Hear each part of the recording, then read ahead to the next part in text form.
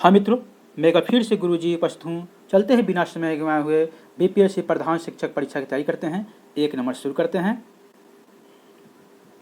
समय सारणी को कहा जाता है ए. विद्यालय की दूसरी घड़ी, बी. अनुशासन को, सी. घंटा को, डी. अध्ययन को। जी तो इसका आंसर है बी. अनुशासन को। आगे, वर्तमान शिक्षा का केंद्र बिंदु है अर्थात क्या है इसमें बताइए। ए. अध्यापक है, बी. विद्यालय, सी. प्रशासन, डी. बालक। तो वर्तमान शिक्षा का केंद्र बिंदु बालक है, इसका आंसर डी है। आगे, बालकों की प्रथम पाठशाला है ए. विद्यालय, बी. आंगनबाड़ी, सी. परिवार, डी. गांव। तो इसका आंसर है सी. परिवार। आगे,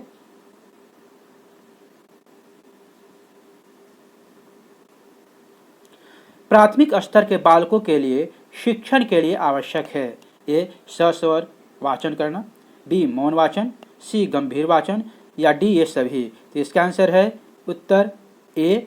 सस्वर वाचन। आगे, निम्नलिखित में से सबसे प्राचीन भाषा कौन सा है। ए. हिंदी, बी. अंग्रेजी, सी. संस्कृत, डी. उर्दू। तो इसका आंसर सी है संस्कृत। आगे,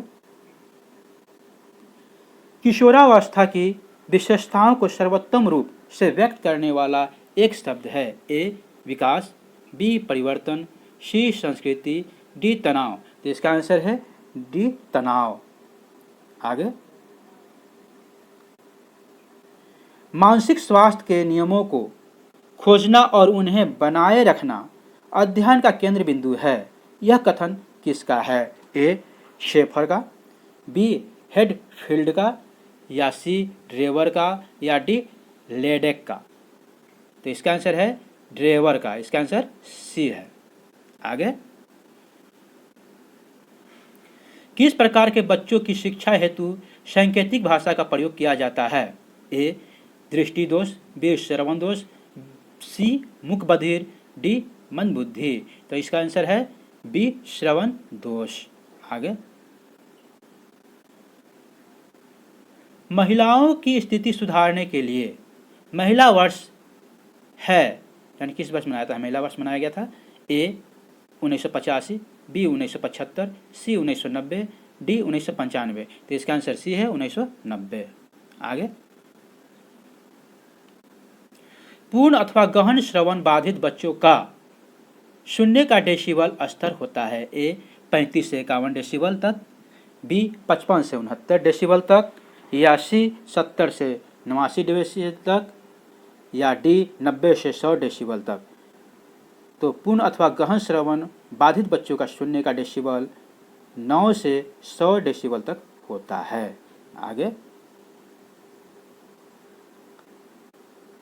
वाइगोस्की के अनुसार बच्चे अपने साथी समूह से सक्रिय सदस्य कब होते हैं। ए. पूर्व बाल्यावस्था, या बी. बाल्यावस्था, सी. पूर्व किशोरावस्था, या किशोरावस्था। तो वाइगोस्की के अनुसार बच्चे अपने साथी समूह के सक्रिय सदस्य किशोरावस्था में होते हैं। आगे, निर्देशन का प्रकार नहीं है। ए.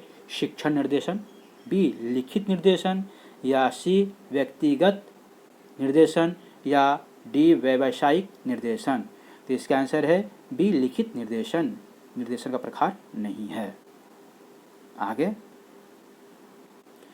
शिक्षा प्रक्रिया में अनुकूलन की आवश्यकता नहीं होती है। ए. श्रवण बाधितों के लिए, बी. अस्थिर बाधितों के लिए, या सी. प्रतिभाशाली बालकों के लिए, या डी. दृष्टि बाधितों के लिए। इसका आंसर सी है प्रतिभाशाली बालकों के लिए। आगे, विकृत बालकों को बनाना चाहिए, यानी बनना चाहिए। विकृत बालकों को बनना चाहिए। परिवार पर निर्भर होना चाहिए, बी. आत्मनिर्भर होना चाहिए, सी. सरकार पर निर्भर होना चाहिए, या डी. उपयुक्त में से कोई नहीं। तो इसका आंसर बी है आत्मनिर्भर होना चाहिए। 15,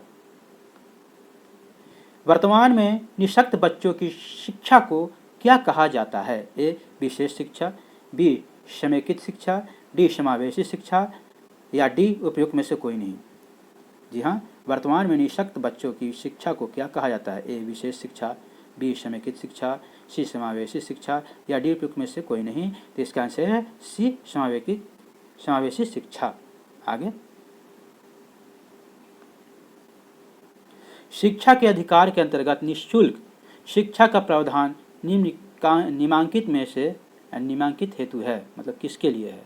शिक्षा के अधिकार के अंतर्गत निःशुल्क शिक्षा का प्रावधान निम्नांकित हेतु है। ए 6 से 14 वर्ष तक के बच्चों के लिए, बी 9 से 12 वर्ष तक के बच्चों के लिए, या सी 13 से 19 वर्ष तक के बच्चों के लिए, 119 नहीं 19 वर्ष के बच्चों तक के लिए, और डी 18 से 21 वर्ष के बच्चों के हेतु। बताइए। तो इसका आंसर है ए 6 से 14 वर्ष तक के बच्चों के लिए है। आगे,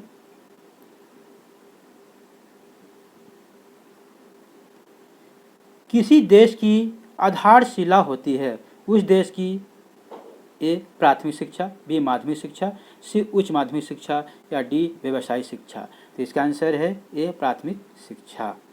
आगे, मूल्यांकन एक निरंतर चलने वाली प्रक्रिया है, यह कथन किसका है? बताइए। ए कोठारी आयोग का, बी एनसीईआरटी का, या सी यूजीसी का, या मुदालियर कमीशन का। बताइए। मूल्यांकन एक निरंतर चलने वाली प्रक्रिया है, बताइए किसका कथन है? तो इसका आंसर है बी एनसीईआरटी का कथन है। आगे,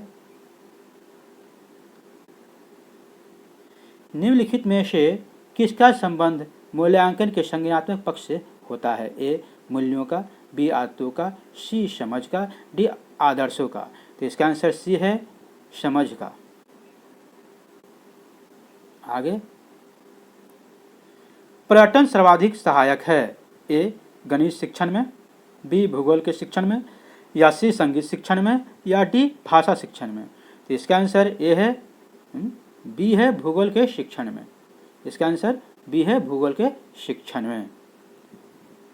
पर्यटन सर्वाधिक सहायक है भूगोल के शिक्षण में। आगे,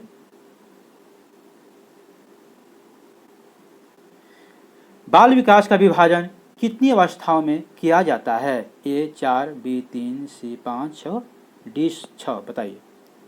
तो बाल विकास का विभाजन 3 अवस्थाओं में किया जाता है। आगे, प्रतिभाशाली बालक की बुद्धि लब्धि होती है, अर्थात कितनी होती है? ए 80 से 90, बी 110 से 112, सी 140 से अधिक, या डी 100 से 120। तो इसका आंसर सी है 140 से अधिक। आगे, बालक में संज्ञानात्मक विकास के अंतर्गत जीन पियाजे ने कितनी प्रक्रियाओं का वर्णन किया है? यहाँ बताइए। बालक में संज्ञानात्मक विकास के अंतर्गत जीन पियाजे ने कितनी प्रक्रियाओं का वर्णन किया है? ए 2, बी 4, सी 6, या डी 3। तो इसका आंसर बी है 4। आगे, वह कौन सी भाषा है जिसमें शिक्षण करने से बालक आसानी से सीखता है? ए राष्ट्रभाषा, बी राज्यभाषा, सी विदेशी भाषा, या डी मातृभाषा। तो इसका आंसर डी है मातृभाषा। यहाँ मातृभाषा। आगे, शिक्षण का सूत्र है ए ज्ञात से अज्ञात की ओर, बी पूर्ण से अंश की ओर, और स्थूल से सूक्ष्म की ओर, या डी सरल से कठिन की ओर। जी हाँ, बताइए इसका आंसर क्या होगा? शिक्षण का सूत्र है ज्ञात से अज्ञात की ओर, बी पूर्ण से अंश की ओर, सी स्थूल से सूक्ष्म की ओर, या डी सरल से कठिन की ओर। इसका आंसर ए है ज्ञात से अज्ञात की ओर। और यहाँ तक बनने के लिए थैंक यू, शुक्रिया, बहुत बहुत धन्यवाद।